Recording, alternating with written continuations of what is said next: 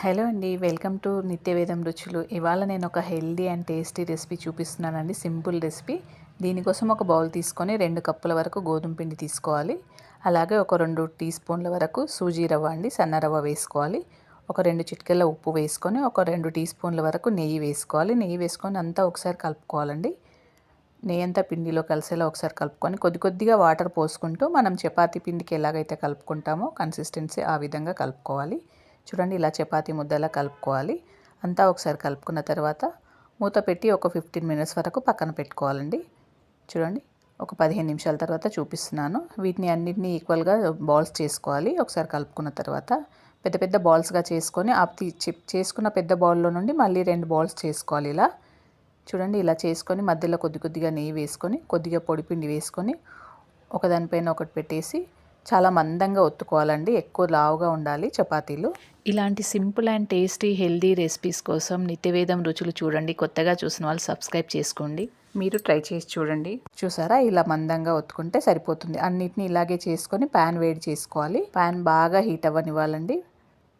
Pan బాగా heat అయిన తర్వాత ఒక టీ స్పూన్ వరకు నెయ్యి వేసుకొని ఈ చపాతీలను వేసుకొని 2 వైపులా చక్కగా కాల్చుకోవాలి. మధ్య మధ్యలో నెయ్యి వేసుకుంటూ చూసారా, నెయ్యి వేసుకొని హై ఫ్లేమ్లోనే కాల్చుకోవాలండి చపాతీలను. అన్నిటినీ ఇలాగే కాల్చి పక్కన పెట్టుకోవాలి.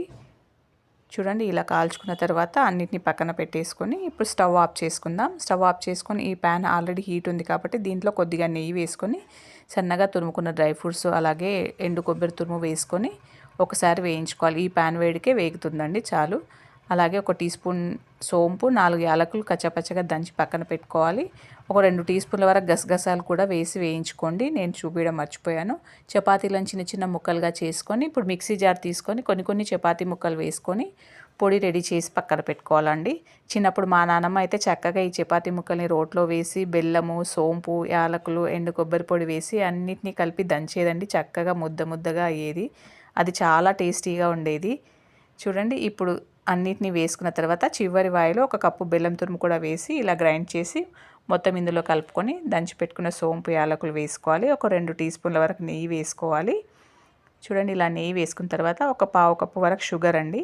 షుగర్ వేసుకుంటే మధ్య మధ్యలో పళ్ళకి తగులుతూ ఉంటే చాలా టేస్టీగా అనిపిస్తుంది. చూడండి, చక్కెర వేసి అంతా ఒకసారి కలుపుకున్న తర్వాత వేయించి పెట్టుకున్న ఎండు కొబ్బరి, గసగసాలు ఉంది కదా, వాటిని కూడా వేసుకొని ఒకసారి మొత్తం అంతా కలుపుకోవాలండి. కావాలంటే వీటిని చిన్న చిన్న బాల్స్గా అయినా చుట్టుకోవచ్చు. నేనైతే ఇలాగే ఉంచుతున్నాను. పూర్తిగా చల్లారిన తర్వాత ఒక డబ్బాలో స్టోర్ చేసుకుంటే పిల్లలు అయితే చాలా ఇష్టంగా తింటారండి. మీరు ట్రై చేసి చూడండి.